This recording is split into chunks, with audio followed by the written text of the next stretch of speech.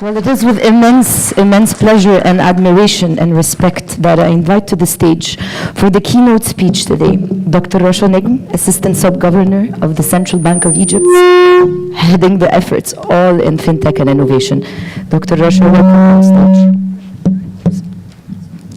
عايزين الميكروفون بس يا جماعة. Mic. I think I can be louder. Just in case. Thank you so much, Karima. Shall I move to the stage? Well, Your Excellency, Minister of ICT, honorable guests who are joining us physically today, esteemed representatives who are watching us online from all over the world, a very warm good morning from Cairo.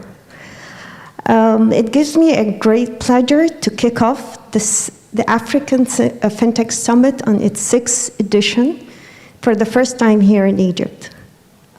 Well, I assume that choosing Egypt as a destination comes with a lot of factors, but most importantly, it is the right time.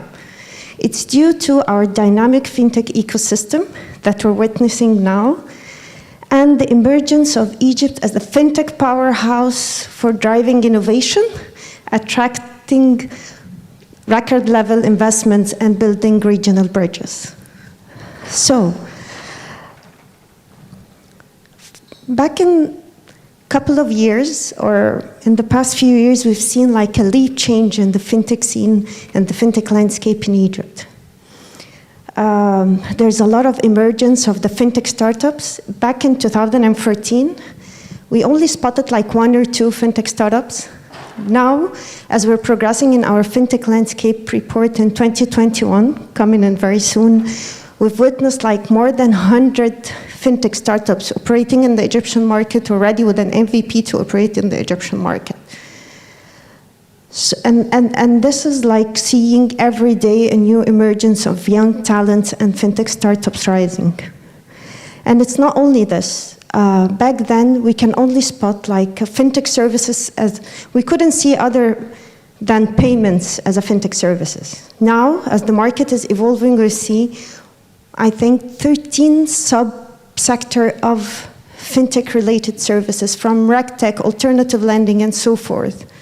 So the market is very much evolving, and as we can see now, Egypt market has much more potential. It has a potential. Egypt has been reported at the top African fintech countries, active fintech countries, when it comes to the fintech investments and the concentration of startups. We're the second on the Middle East, and yet we still have more to grow. We are a market with the most populous in the Middle East. We're on 3rd in Africa when it comes to the population, but the beauty about it that we have a young generation. We have a median age of 25 years old. Every single citizen have a mobile phone in their hand, yet with a very low financial inclusion, there is a very much more room to grow in terms of fintech services to solve national problem statements. And this is why everyone here represented in this room, I can assure you that it's very promising. Whether you are a fintech startup, entrepreneur, investor, ecosystem builder, or enabler, I believe it's very promising, and you are on the right track and the right industry. And we've seen this potential as a central bank. A couple of years back in 2019, when we started implementing a forward and agile thinking related to fintech by starting with issuing our national fintech and innovation strategy back in March 2019, as a major builder into the last cash transformation framework of Egypt, financial inclusion strategy, as well as the digital transformation. We've worked very hard on delivering on the strategy, and the beauty of it that it didn't only combine the vision of Egypt, national vision of Egypt 2030 and the CBE vision, but as well it incorporated all the market aspirations. So our baseline assessment was based on market focus groups, interviews, so we can actually capture the unmet needs into our financial services and try to serve them. Our vision is we want it to be recognized as a globally recognized fintech hub, home to next generation financial services, talent, and innovative development. And here where we established the Fintech and Innovation Department at the Central Bank with the sole objective of thriving the whole fintech ecosystem by orchestrating the different fintech activities across the stakeholders, overlooking, of course, the fintech strategy, and as well as implementing its initiative based on 5 main pillars. We've discovered that working on a single pillar is not going to make it. We have to work parallel on 5 main pillars, which is the demand, as we've seen in the market, the talent, regulations, governance, and of course, funding. So basically coming to the pillars very, very quickly, and I know there are going to be a lot of discussions, the regulation part, we've been working on a full deck of new regulations coming up every day to be agile with the coping with the dynamics that it's happening in the industry. We want to balance innovation with risk, basically. This is our role as a regulator. Back in 2020, last year, when we issued the new banking law, it has a complete chapter of fintech for us to endorse the digital financial services, where we can actually see the law tackling digital authentication, digital archiving, sandbox, open banking and open API, crypto and digital currencies. It's not only this, with our fellow regulator, the Financial Regulatory Authority, we're trying to issue a new alternative finance law where we can actually regulate the peer-to-peer lending, the crowdfunding, and the ROSCA model, and so forth.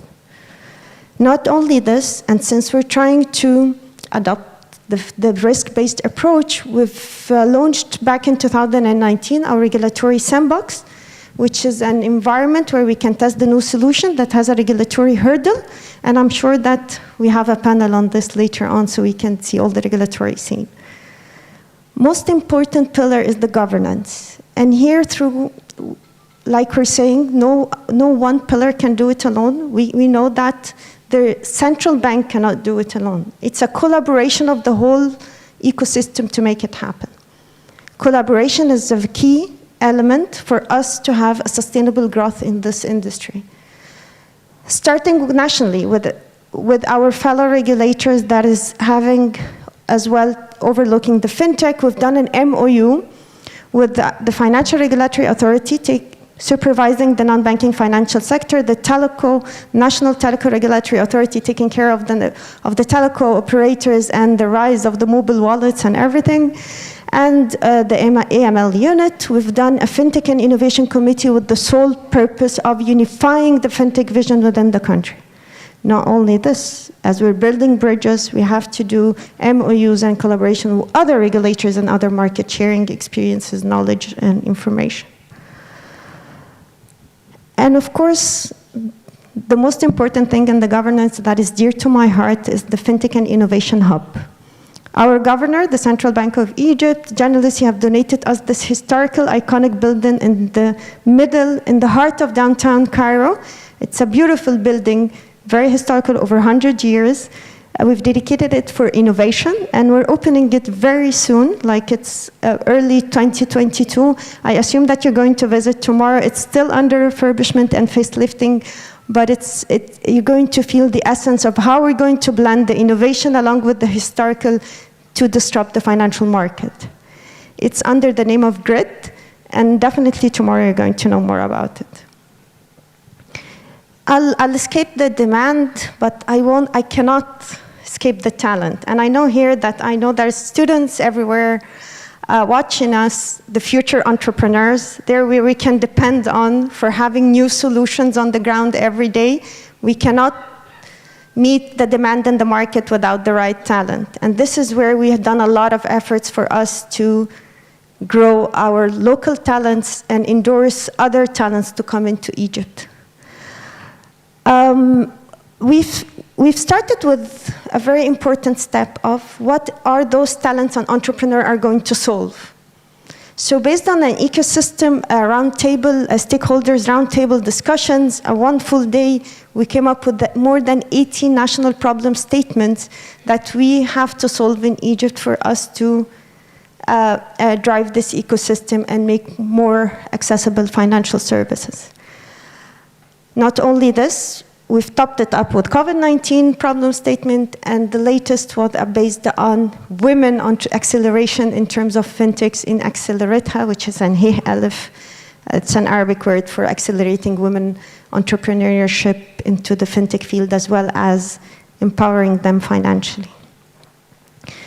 Not only this, we're starting from the university students, and we have the program called Phinology, Fintech for Youth, that is progressing now in more than 15 universities now in Egypt, and moving to the young enthusiasts with a ready MVP. We've done the Fintech Academy, so we have a lot of things to do according to our digital financial literacy strategy, working on continuously in order for us to grow the talent. One last pillar, the most important, which is the funding, and I salute every investor here that take a leap of faith in investing in the fintech startup.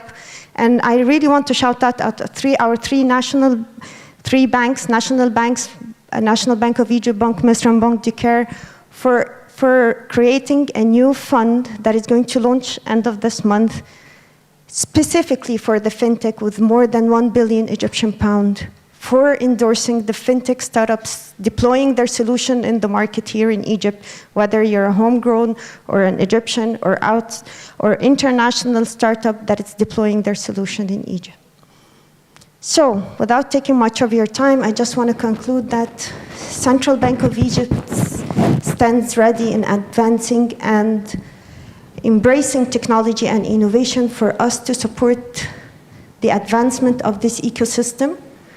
We want to become the hotbed for any fintech-related activities and regulatory development. Finally, I would like to thank the AFST team for hosting this event here this year and hopefully for many years to come.